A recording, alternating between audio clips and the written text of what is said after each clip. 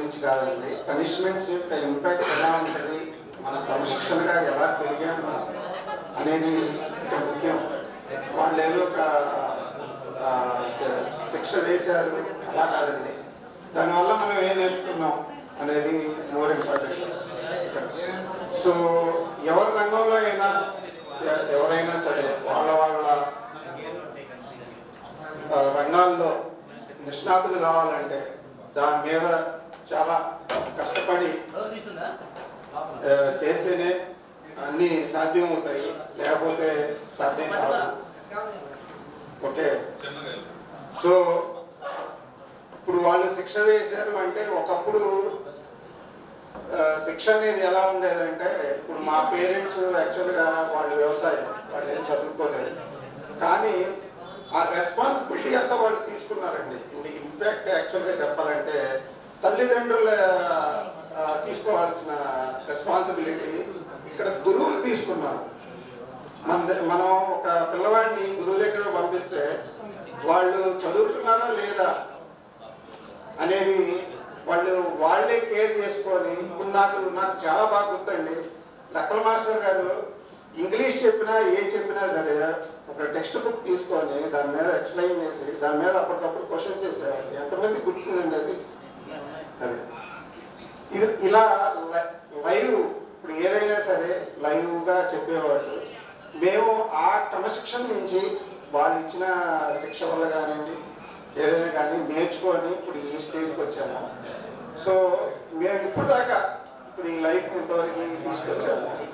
వాళ్ళ అనుభవాల నుంచి ఇంకా మేము ఏదైనా ఇంకా నేర్చుకోవాలి అనుకునేది మీ ద్వారా మేము ఇంకా తెలుసుకోవాలని అనుకుంటున్నామండి.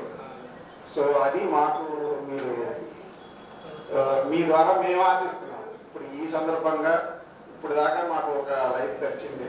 So 39 years. సో ఇక్కడి నుంచి మేము ఎలా ఉండాలి అనేది ఇప్పుడు దాకా మీరు చెప్పిన విద్యతోనే మాకు నచ్చిపోయింది. ఇంకా జీవితం అనేది ఇంకా మాకు ఇంకా చాలా ఉంది. సో మీ ద్వారా ఇంకా మేము ఏదన్నా మేము ఇక్కడి నుంచి మేము ఎలా ఉండాలి ఏంటి అనేది మీ ద్వారా తెలుసుకోవాలనుకుంటున్నాం. సో దాని గురించి పెద్దలకు నమస్కారాలు, సభలో ఉన్నటువంటి విద్యార్థులందరికీ ఆశీస్సులు. ఇంకా మాకు ఇంకా చిన్నపిల్లలే అయితే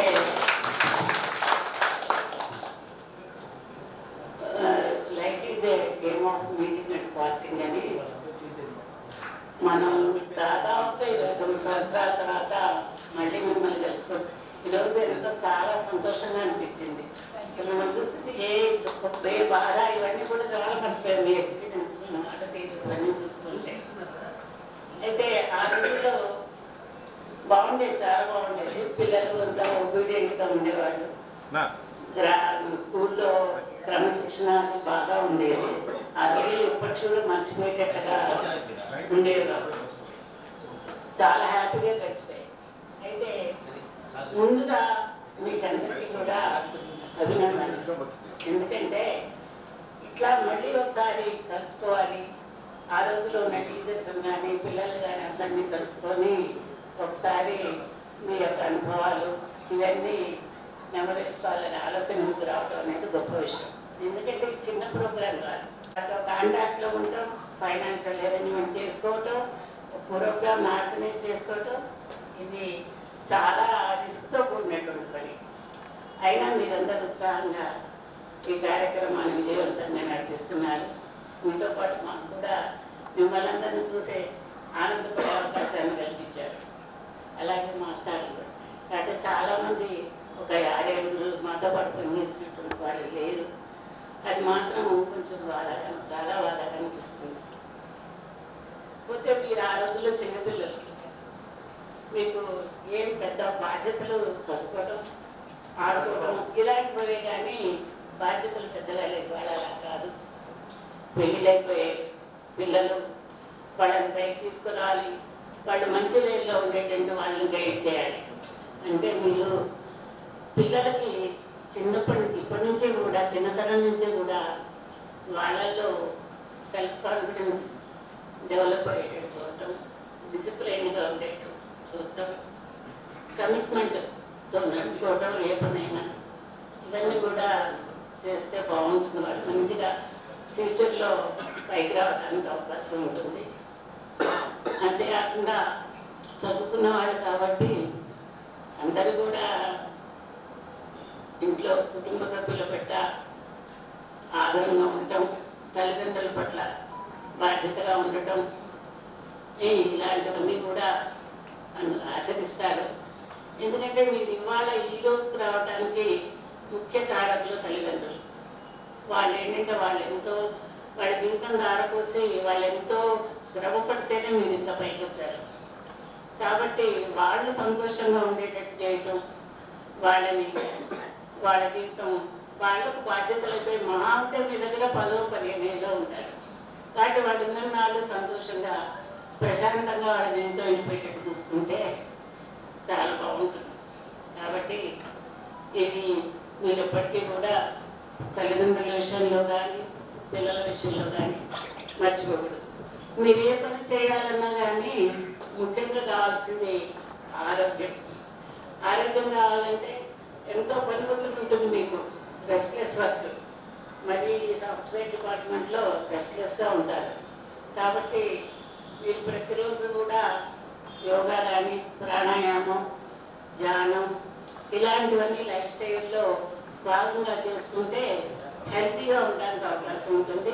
దానివల్ల మీరు ఏం పని చేయాలనుకున్నారో దాన్ని మీరు సక్సెస్ఫుల్గా చేయాలి. ఎందుకంటే దేనికైనా ఒక లక్ష్యం అంటూ ఉండాలి. ఏ పని అయినా పిల్లలు అయినా సరే చదువుకునేటప్పుడు మేమేం కావాలి అనుకుని ఒక లక్ష్యం ఉండాలి. ఆ లక్ష్యాన్ని సాధించాలంటే వాళ్ళు ఏం చేయాలి? చేసే పని నమ్మకం ఉండాలి. నమ్మకంతో ఏ పని చేసినా కానీ అన్ని రంగాల్లో విజయం వస్తుంది. నమ్మకం కోల్పోతే భయం వస్తే మనం ఏం చేయలేము. కాబట్టి ఏంటంటే చక్కగా వాళ్ళ లక్ష్యాన్ని చేరుకోవడానికి మంచిగా క్రమశిక్షణగా సెల్ఫ్ కాన్ఫిడెన్స్తో చేసేట్టుగా మీరు చేయగలిగితే బాగుంటుందని నా ఉద్దేశం. పోతే మిమ్మల్ని అందరినీ కూడా మీరు రకరకాల ఉద్యోగాలు చేస్తున్నారు, వ్యాపారాలు చేస్తున్నారు, బాగా వృద్ధులకు వచ్చారు. మిమ్మల్ని చూస్తుంటే మా పిల్లలు కనుక పైకి వస్తే ఎంత ఆనందంగా ఉంటుందో అంత సంతోషంగా ఉంది. మీ అందరికీ కూడా ఆయురారోగ్యాలు కల్పించాలని, మీ లైఫ్ అంతా బాగుండాలని, మీరు మీ కుటుంబ సభ్యులు అందరూ బాగుండాలని కోరుకుంటూ మాట్లాడినట్టుంది. తల్లిదండ్రులు మనకి జన్మనిస్తే మనల్ని నిలబెట్టింది మన గురువులు మనకి. సో ఘనంగా చెప్పినట్లు మనకు కావాల్సింది నమ్మకం, ధైర్యం. ఈ రెండు మనిషి జీవితంలో చాలా వాళ్ళ ఉన్నతికి కానీ ఉపయోగపడతాయి. ఇప్పుడు లక్కల మాస్టర్ గారు మాట్లాడవలసిందిగా కృషి. ప్రియమైన విద్యార్థులు అందరితో ఈరోజు చాలా చక్కగా పండుగ వాతావరణంగా చాలా మీరందరూ కూడా 29 సంవత్సరాల తర్వాత 30 సంవత్సరాల తర్వాత మళ్ళీ అందరూ కలుసుకోవడానికి ఈ రకంగా. ఎందుకంటే చదువుకున్న టైంలో అప్పుడు చిన్నతనం ఏదో ఒక క్లాసులో కొందరు వెళ్ళిపోతూ కొందరు ఊళ్ళు వెళ్ళిపోతుంటారు. మరి అటువంటిది అంతా కూడా తర్వాత పెద్దవాళ్ళు అయిపోయి మీ పిల్లలు కూడా విదేశాల్లో వెళ్ళి చదువుకుని వాళ్ళు కూడా వయసుకు వచ్చిన స్టేజ్లో ఉన్నారు మీరు. మరి ఇటువంటి స్టేజ్లో మరి చక్కగా మళ్ళీ మీరందరూ కలవడం చేయడం, మనందరం కూడా మిమ్మల్ని మేము చూడటం, మేము మిమ్మల్ని చూడటం, మీరు చూడటం, ఈ రకంగా చాలా ఆనందకరమైనటువంటి నిజంగా నాడు మేము బతుకున్నాడు ఒక రకంగా ఇవాళ ఆనందంగా అనిపిస్తుంది. చక్కగా ఇక్కడ వాతావరణం చూసి మీతో పాటు మనం టైం స్పెండ్ చేసే అవకాశం దొరికినందుకు మరి అట్లాగే మీ పిల్లలు కూడా అనుకుంటూ ఉంటారు ఏదో మన ఎక్కడ master, social master, science master, Telugu master మీరు చెప్తూ ఉంటారు వాళ్ళకి. కానీ వాళ్ళు చూడటానికి అవకాశం లేదు. కానీ చిన్నపిల్లలు అయితే ఇక్కడ ఉండే వాళ్ళకి వస్తారు కానీ విదేశాల్లో ఉండేవాళ్ళు రాలేదు. ఒకప్పుడే మా మనవాళ్ళు మేము ఉయ్యూరు దగ్గర ఆకుదూరం ఉంది. మా తాతయ్య నువ్వు చదువుకున్న స్కూల్ చూపించమన్నాడు. చూపించమన్నప్పుడు నేను కొందరెడుతూ ఆ స్కూల్లో దిగి వాడి స్కూల్ చూపించాను. మేము చదువుకున్న క్లాసు చూపించిన ఎంతో ఆనందపడ్డాడు. నిజంగా స్కూల్ ఇట్లా ఉందని ఇక్కడ చదువుకోలేదు మీరని. ఆ రకంగా వాళ్ళు ఏమైనా చక్కటి అనుమతులు కూడా మీ ద్వారా వాళ్ళు పొందుతూ ఉంటారు.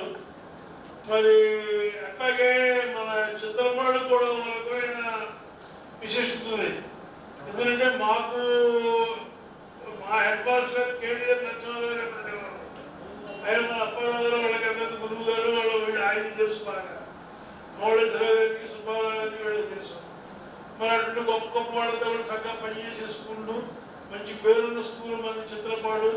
అక్కడి నుంచి ఎంతో మంది ప్రతి సంవత్సరం కూడా విదేశాలకు వెళ్ళారు, చేశారు, చాలా మంచి పొజిషన్స్ లో ఉన్నారు. ఆ రకంగా చక్కగా కూడా చేశారు. మరి వాళ్ళని ఆ రకంగా మీ పిల్లలు కూడా చక్కగా అంత మంచి పొజిషన్ లో ఉన్నారంటే కారణం మీ యొక్క ప్రోత్సాహం, మరి మీ యొక్క ఎంకరేజ్మెంట్ అనేది లేకపోతే వాటి స్థితికి రాలేదు. కాబట్టి వాళ్ళకు చక్కగా మీరు వచ్చినప్పుడు చేసినప్పుడు చక్కగా మీ యొక్క తల్లిదండ్రులతో మీరు ఎట్లా మెలిగారంటే వాళ్ళకు కూడా ఎంకరేజ్ చేసి ఆ రకంగా వాళ్ళు కూడా చక్కగా మంచి స్థాయిలో పెట్టి చక్కగా వాళ్ళని కూడా మంచి తీర్చిదిద్ది మంచి బహుశా తయారు చేయాలని ఆ రకంగా మీరంతా కూడా చక్కగా మీ భావి జీవితంలో మీరు జరిగే ప్రతి పని కూడా చక్కగా సక్సెస్ఫుల్గా ఉండాలని కోరుతున్నాను. మీ ఇద్దరిని చూస్తుంటే మీ అన్యోన్యత కానీ మాకు ఒక రోల్ మోడల్ లాగా గుర్తొస్తూ ఉంటుంది. ఒక చిన్న విషయం చెప్పాలి. మొన్న మాస్టర్ గారిని కలవడానికి వెళ్ళినప్పుడు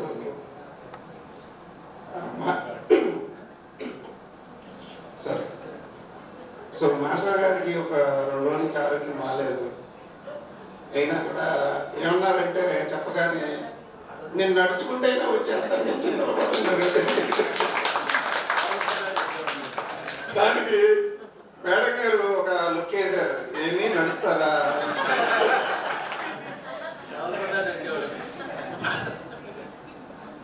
మా పిల్లలు కూడా మిమ్మల్ని అడుగుతూ ఉంటారు, మీ గురువు గారు ఎవరు, మేము ఒకసారి చూడాలని అడుగుతూ ఉంటారండి. ఇది తప్పకుండా ఒక రోజు తీసుకొస్తాను. Thank you sir. ఇప్పుడు అప్పారావు గారు మాట్లాడాలని కోరుతున్నాను. వేదిక మీద ఉన్నటువంటి సన్మానితులైనటువంటి తెలుగు మాస్టర్ గారు, లెక్కల మాస్టర్ గారు, సోషల్ టీచర్ గారు,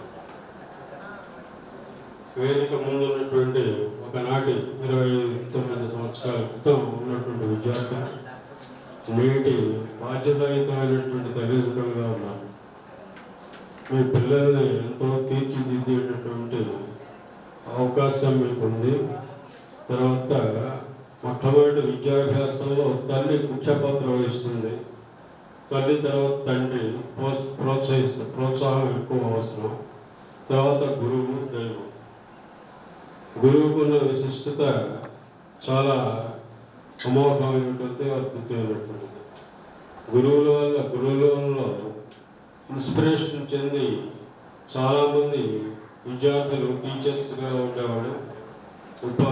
ఇంజనీర్స్, డాక్టర్స్, లాయర్స్, ఇంకా అనేక పారిశ్రామికవేత్తలు, ఎంతోమంది అనేక రంగాల్లో వివిధ వృత్తుల్లో ఉండటం అనేది సహజం. తర్వాత మొట్టమొదటిగా I'm extremely happy to see you all in the dais, one dais. మీ పూల వర్షం కురిపించారు. ఆ పూల వర్షానికి ముగ్ధులైపోయి చాలా ఆనంద పరవశమైంది, అన్నీ మర్చిపోయి. అటువంటి సుందరమైనటువంటి సమయం ఇచ్చినందుకు మీరందరికీ మొట్టమొదటిగా కృతజ్ఞతలు చెప్తాను. మీ అందరికీ శుభాశీస్సులు, శుభాభినందనలు. మీ పిల్లలందరూ కూడా మంచి ఉచ్చస్థితిలో రావాలని, మంచి విద్యాబుద్ధులు నేర్పాలని. ఇవాళ పట్టణంలో డిసిప్లైన్ చాలా ఎసెన్షియల్.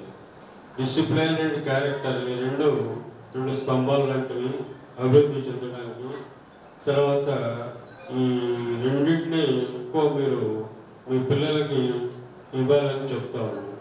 ఒకప్పుడు మేము చదివేటప్పుడు చూస్తే అంతా టీచర్స్ ఎక్కువ ఉండేవారు.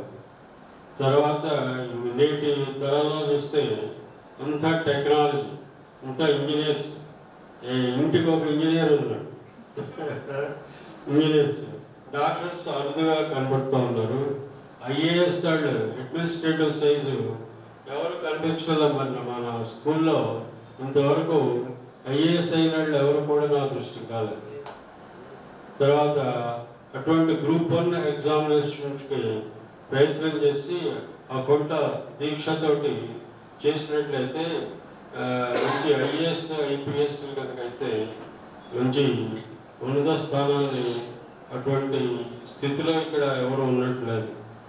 ఐపీఎస్ ఐఏఎస్ తర్వాత అనేక రంగాల్లో అనేకటువంటి ఉన్న చిత్రంలో చాలామంది ఇక్కడ చింతలపాడు, ఏటూరు, తోటవలపాడులో చాలామంది అంతా తెలిసినాడు.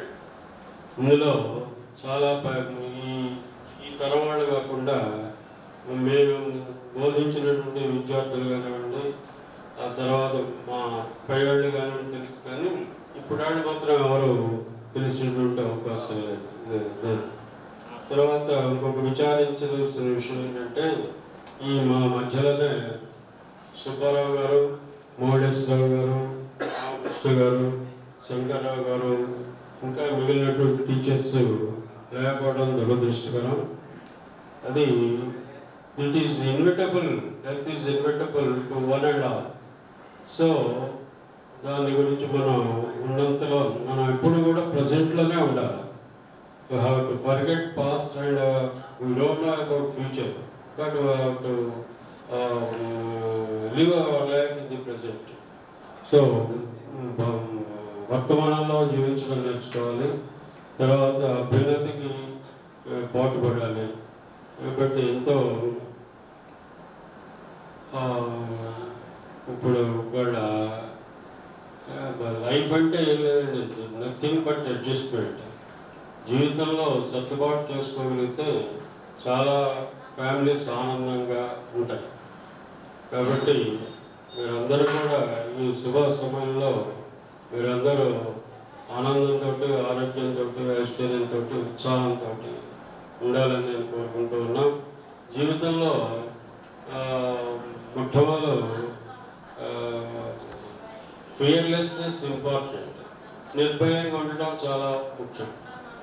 రెండవది కష్టపడి పనిచేయటం.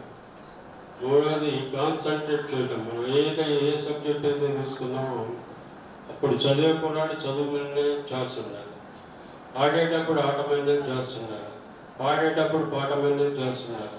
ఆ రకంగా ఏ పని చేస్తే ఆ పని మీద మనసు ఉన్నట్లయితే చాలా మనం ప్రావీణ్యతను సంపాదించడానికి అవకాశం ఉంటుంది.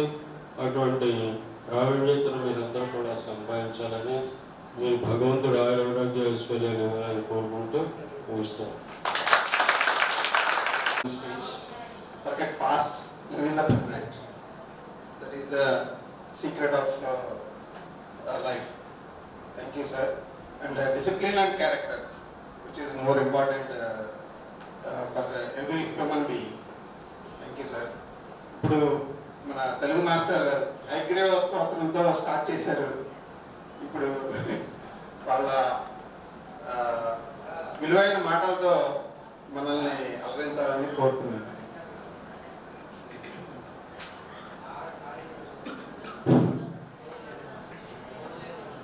ఈరోజు 30 సంవత్సరాల క్రితం చదువుకున్నటువంటి విద్యార్థులందరూ మాకు కనిపెట్టడం వల్ల చాలా ఆనందదాయకంగా ఉంది.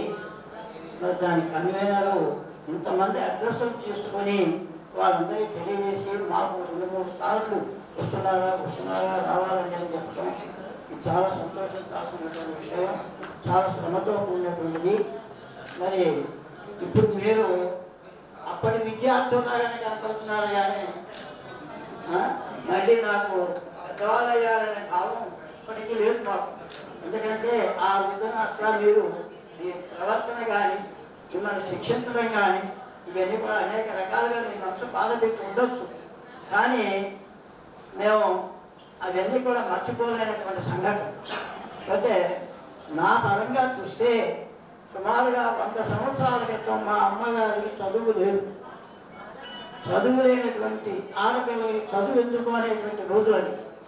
అలాంటి రోజుల్లో మరి మేము పుట్టడం, తర్వాత మమ్మల్ని విద్యాబుద్ధులు చెప్పించారు అంటే మరి వాళ్ళకి మన పిల్లల ప్రయోజకులు కావాలి ఇవ్వాలి కంటే ఆ రోజున అటువంటి భావం వాళ్ళకి కలిగిందంటే చాలా సంతోషించవచ్చు.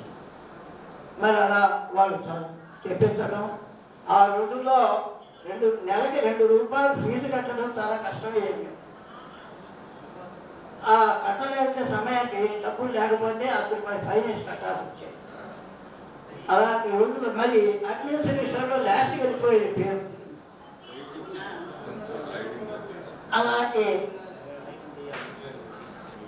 అలాంటి రోజుల్లో మేము చదువుకున్నాం. మరి చాలా పేదరికాన్ని అనుభవిస్తూ చదువుకున్నాం. ఆ రోజున అట్లా కష్టపడబట్టే మేము ఈ రోజున ఇట్లా ప్రయోజకులు అయ్యాం. మరి మీరు కూడా ఆ రోజుల్లో అట్లా చదివారు, క్రమశిక్షణతో మెలిగారు. మరి మీ పిల్లలు కూడా మీరు విద్యతో పాటు సంస్కారాన్ని కూడా నేర్పాలని నేను కోరుతున్నాను. ఎందుకంటే ఆ సంస్కారం క్రమశిక్షణ లేకపోతే జీవితంలో ఎవరు రాణించలేరు. మరి ఆ రోజు మీరు చెప్పినట్టు చదువుకున్నారు, మరి మిమ్మల్ని కొట్టినా తిట్టినా మరి పడి చదువుకున్నారు కనుకని ఇవాళ ఈ స్టేజ్లో నిలబడగలిగారు. ఈ సృష్టిలో ఉన్నటువంటి 84,000 జీవరాశుల్లో మానవ జీవితం అనేది, మానవ పుట్టుక అనేది చాలా దుర్లభమైనటువంటి. అది మనకి ఇతర జీవులకి మరి నిద్రాహారములు ఇవి తేడా సమానం. తద్వారా ఈ బుద్ధి, జ్ఞానము, సంస్కారం ఇవన్నీ కూడా మనకు ఉన్నాయి. అలా ఉండబట్టే ఈ రోజున మనం మరి విజ్ఞాన శాస్త్రవేత్తలు మరి అనేక శాస్త్ర రంగాలు, విజ్ఞాన రంగాల్లో మనం రాణించగలుగుతున్నాం. అటువంటి మానవ జన్మని సార్థకం చేసుకోవాలి. సార్థకం చేసుకోవాలంటే దాని మానవుడు కొన్ని విలువల్ని దృష్టిలో పెట్టుకోవాలి. ఏమిటి? తల్లిదండ్రులని సేవించడం. 2 సత్యం వద ధర్మం చర. అంటే సత్యం వధ సత్యాన్ని పలకండి, ధర్మాన్ని ఆచరించండి అనేటువంటిది మన పిల్లలకు కూడా మనం నేర్పాలి. తర్వాత స్త్రీల యందు మాతృభావం కలిగి ఉండాలి. అది మనతో కాదు, మన పిల్లలు కూడా అటువంటి మాతృభావాన్ని కలిగేట్టుగా చేయాలి. తర్వాత మంచి స్నేహితులను కలిగి ఉండాలి. ఆ స్నేహితుల్లో ఉన్నటువంటివి హంసక్షీర న్యాయం అని, ఆ హంస పాలని మాత్రమే తీసి పెడుతుంది, నీళ్ళని వేరు చేస్తుంది. అటువంటి హంసక్షీర న్యాయంలాగా మనం ఎవరితో అయినా సాంగత్యం చేయొచ్చు. కానీ వాళ్ళు చెప్పేటువంటి సలహాలు ఎటువంటివి, దానివల్ల మనకి ఏమైనా అపకారం కలుగుతుందా, మరి అతనిలో ఉన్నటువంటి మంచినే మనం గ్రహించాలి కానీ చెడును వదిలేదు. అట్లా హంసక్షేర న్యాయంలాగా మనం ప్రవర్తించి మంచి స్నేహితుల్ని, సత్సాంగత్యాన్ని మనం కలిగి ఉండాలి. తర్వాత గ్రంథ పఠనం. ఖాళీగా ఉన్న సమయంలో మన గ్రంథాలు చదువుతూ ఉండాలి. ఏ పూర్వం నవలు, డిటెక్టివ్లు ఉండేవి కాదు. మనకి పనికొచ్చేటువంటి వృత్తి కొనుకొచ్చేటువంటి పౌర జీవనాన్ని సంబంధించినవి, లేకపోతే రామాయణ, భారత, భాగవతాలు ఇటువంటి వాటికి సంబంధించినటువంటి మనం చదివి దానిలో ఉన్న విషయాన్ని మన పిల్లలకి తెలియజేస్తూ ఉండాలి. అప్పుడు వాళ్ళు ఉత్తమ పౌరులు కాగలుగుతారు. తర్వాత మీరు పిల్లలకి విద్య 16 సంస్కారాలు ఉన్నాయి. దానిలో భూమి మీద మానవుడు పుట్టడం మనకు వాడు తల్లి గర్భం నుంచి బయటికి వచ్చేటప్పుడు దండం పెట్టుకుంటూ భగవంతుడు ప్రార్థిస్తాడు, అయ్యా మళ్ళీ నాకు జన్మ లేకుండా చెయ్యి, మరి నీలో మమ్మల్ని ఐక్యం చేసుకో, ఇకనైనా నాకు అటువంటి సద్బుద్ధిని కలగచేయి అని ప్రార్థిస్తూ వస్తాడు.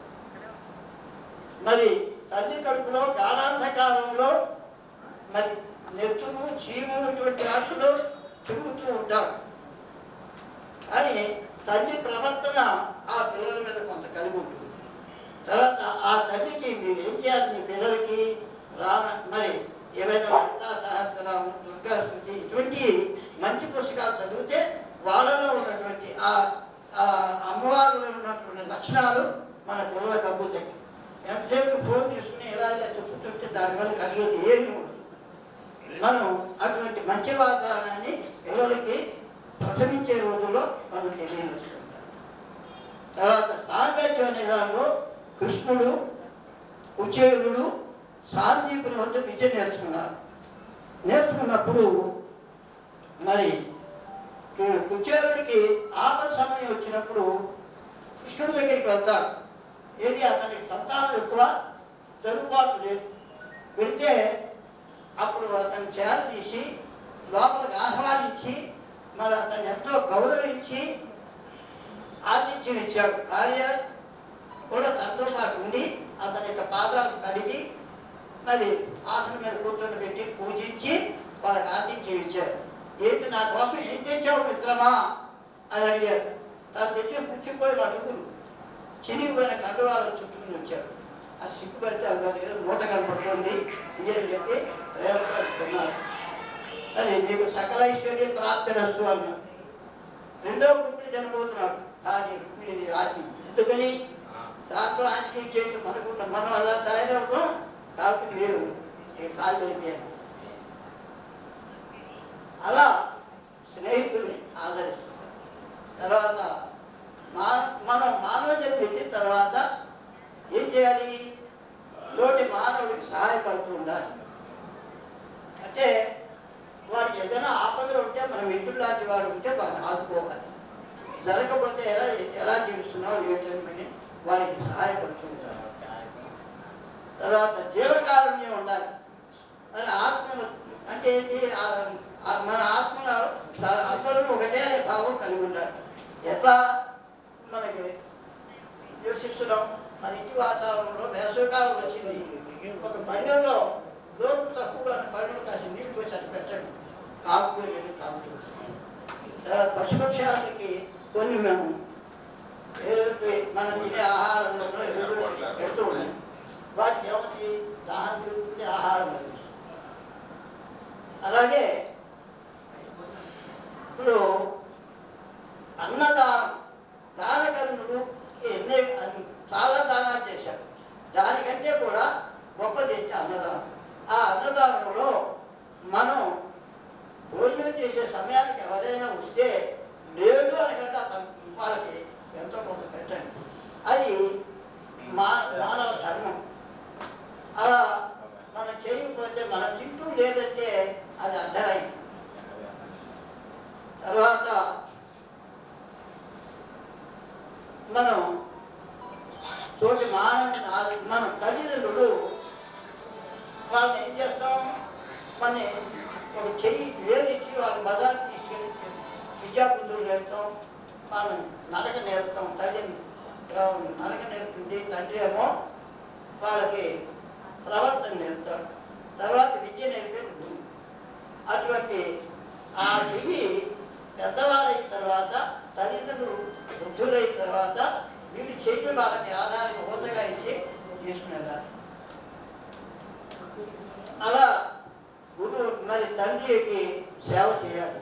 అలా ఎవరైతే తల్లిదండ్రులు తమ దగ్గర ఉండి వాళ్ళ దగ్గరే ఉండి కాపాడుతూ ఉంటారో ఆ ఇల్లు సుభిక్షంగా ఉంటుంది. మరి ఎక్కడైతే స్త్రీ గౌరవించబడుతుందో అది సమాజంలో వాళ్ళకి పేరు ప్రఖ్యాతులే కాదు, ఆ ఇల్లు కనకలాడుతూ ఉంటుంది. మరి ఇటువంటి అన్నీ కూడా మీరు మీ పిల్లలకు చెప్పాలి. రెండవది, వివేకానందుడు తలపాగా చుట్టుకుంటాడు. దేవి ఓసారి అతను ఎడారిలో నడుస్తూ ఉంటే ఎండకి స్పృహ తప్పి ఆకలి వేసి పడిపోతాడు. అప్పుడు స్త్రీ ఏం చేస్తుందంటే అతనికి చల్లటి నీళ్ళు ఇచ్చి ఒక తుండు లాంటిది ఇస్తుంది. ఆ తుండు అప్పటి నుంచి తాను చనిపోయేంత వరకు కూడా తాను తలపాగా చుట్టుకునేటువంటి ఆచారం అయినా కానీ ఇంకో తుండు కొనుక్కుని అలా చేస్తుంది. అది వివేకానందుడు తలపాగా చుట్టే కారణం. ఇట్లా ఎంతోమంది మహానుభావులు సుభాష్ చంద్రబోస్ కానీ ఇలా ఎంతోమంది మన దేశానికి సేవ చేశారు. మరి ఈ రోజున ఉన్నటువంటి నాయకులందరూ కూడా ఏంటి డబ్బు పంచి పెట్టడం, బంగారం పంచి పెట్టడం, అదని చివరికి ఏంటంటే వాళ్ళకు ఉన్నటువంటి సంపదని దాచుకోవడానికే తప్ప, నిర్భయంగా దాచుకోవడానికే తప్ప మనకి మన మీద ప్రేమ లేదు. ఇండోనేషియా దేశంలో వాళ్ళు ఏం చేస్తున్నారు, కొంతకాలం ఇచ్చారు, బంగారం ఇచ్చారు, డబ్బు ఇచ్చారు. చివరికి ఆ దేశంలో ప్రజలందరూ కూడా ఏం చేశారు, పాత సామాను కూడా అమ్ముకుని జీవించే స్థితికి వచ్చారు. చివరికి మన రాష్ట్రం కూడా అదే. మన ఈ ఓటు వేసే విధానం చూస్తున్నామా లేదు, వాళ్ళు ఏంటి ఎవరు డబ్బిస్తున్న వారికి అదే మనవాడరా, మన కులవరా, మన సంఘవరా అని చెప్పి చేస్తున్నారు. అలా చేయదు. వాళ్ళు మరి ఈ పెద్దతనం అవటం వల్ల ఎన్నో ఆలోచించారు. వాళ్ళు ఏం చేస్తున్నారు, కర్మ సంఘాలు, కుల సంఘాలు వచ్చినాయి, దాన్ని బట్టి వేస్తున్నారు. కాకుండా ఎవడు ఉత్తముడు, ఎవడు మంచివాడు, వాడు ప్రకాశం గారు పేద కుటుంబంలో పుట్టాడు. పుట్టి ఆ తల్లి చేలకు వెళ్ళి ధాన్యాన్ని పరిగెడుకుని వచ్చి మరి దంచి వాళ్ళకి అన్నం వండిపెట్టింది. అటువంటి ప్రకాశం గారు తర్వాత BA LLB చదివి గొప్ప లాయర్ చాలా డబ్బు సంపాదించాడు. ఆ డబ్బును అందరికీ పంచిపించాడు, ఏ పేదవాళ్ళకి, అవసరమైన వాళ్ళకి. కానీ చివరికి ఏమైంది, తన చివరి దశలో వాళ్ళకి ఆ డబ్బులు లేకుండా, వైద్యానికి కూడా డబ్బులు లేకుండా, మరి అలా పూర్వ నాయకులందరూ కూడా తమ యొక్క ధనాన్ని, ప్రాణాన్ని కూడా అర్పించి మన దేశానికి స్వతంత్రం తీసుకొచ్చారు. అలా ఉండమని కాదు, కాదంటే మనం దేశం మనకేమి ఇచ్చింది కాదు, దేశానికి మనం ఏమి ఇచ్చాము అనే దాన్ని మీరు ఆలోచించాలని చెప్పి రావాలని, మీ పిల్లలందరూ విద్యాబుద్ధులు నేర్పాలని, సంస్కారాన్ని కలగజేయాలని, మరి ఇట్లా అనేక రకాలుగా మీరు అన్ని రంగాల్లో కూడా వృద్ధి చెందాలని చెబుతూ నేను మీకు ఆశీస్సులు తెలియజేస్తూ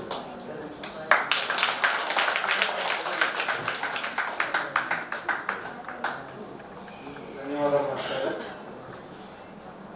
ఒక స్త్రీకి విద్య ఉంటే ఒక కుటుంబానికి వెలిగించినట్టే. ఒక వెలుగు అంటే మొత్తం ఎడ్యుకేషన్ మొత్తం కుటుంబానికి మొత్తానికి ఉంటుంది. అది స్త్రీ విద్య వల్ల అది వస్తుందని అనుకున్నాను. మనకి సమయాభావం అవుతుంది. సో వాళ్ళకి పేరు ప్రఖ్యాతులే కాదు, ఆ ఇల్లు కలకలాడుతూ ఉంటుంది. మరి ఇటువంటి అన్నీ కూడా మీరు మీ పిల్లలకు చెప్పాలి. రెండవది, వివేకానందుడు తలపాగా చుట్టుకుంటాడు. ఓసారి అతను ఎడారిలో నడుస్తూ ఉంటే ఎండకి స్పృహ తప్పి ఆకలి వేసి పడిపోతాడు. అప్పుడు స్త్రీ ఏం చేస్తుందంటే అతనికి చల్లటి నీళ్ళు ఇచ్చి ఒక తుండు లాంటిది ఇస్తుంది. ఆ తుండు అప్పటి నుంచి తాను చనిపోయేంత వరకు కూడా తాను తలపాగా చుట్టుకునేటువంటి ఆచారం అయినా కానీ ఇంకో తుండు కొనుక్కుని అలా చేస్తుంది. అది వివేకానందుడు తలపాగా చుట్టే కారణం. ఇట్లా ఎంతోమంది మహానుభావులు, మరి ప్రకాశం గారు కానీ, సుభాష్ చంద్రబోస్ కానీ, ఇలా ఎంతోమంది మన దేశానికి సేవ చేశారు. మరి ఈ రోజున ఉన్నటువంటి నాయకులందరూ కూడా ఏంటి డబ్బు పంచి పెట్టడం, బంగారం పంచి పెట్టడం, అదని చివరికి ఏంటంటే వాళ్ళకు ఉన్నటువంటి సంపదని దాచుకోవడానికే తప్ప, నిర్భయంగా దాచుకోవడానికే తప్ప మనకి మన మీద ప్రేమ లేదు. ఇండోనేషియా దేశంలో వాళ్ళు ఏం చేస్తున్నారు, కొంతకాలం ఇచ్చారు, బంగారం ఇచ్చారు, డబ్బు ఇచ్చారు. చివరికి ఆ దేశంలో ప్రజలందరూ కూడా ఏం చేశారు, పాత సామాను కూడా అమ్ముకుని జీవించే స్థితికి వచ్చారు. చివరికి మన రాష్ట్రం కూడా అదే. మన ఈ ఓటు వేసే విధానం చూస్తున్నామా లేదు, వాళ్ళు ఏంటి ఎవరు డబ్బిస్తున్న వారికి అదే మనవాడరా, మన కులవరా, మన సంఘవరా అని చెప్పి చేస్తున్నారు. అలా చేయదు. వాళ్ళు మరి ఈ పెద్దతనం అవటం వల్ల ఎన్నో ఆలోచించారు. వాళ్ళు ఏం చేస్తున్నారు, కర్మ సంఘాలు, కుల సంఘాలు వచ్చినాయి,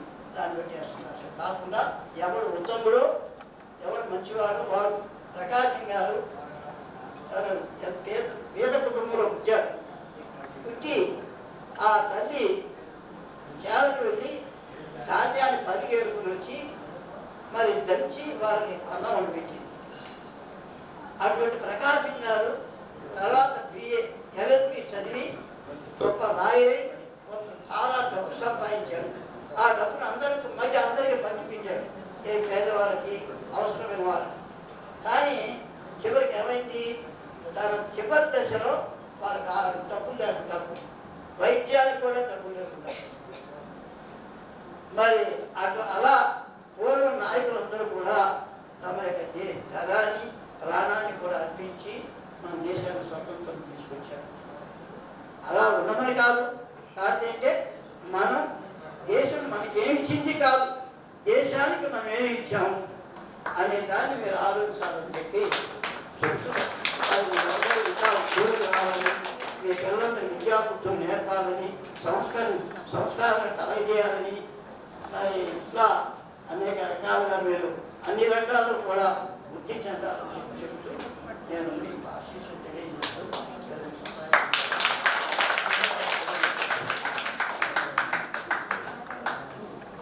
ధన్యవాదాలు మాస్టర్.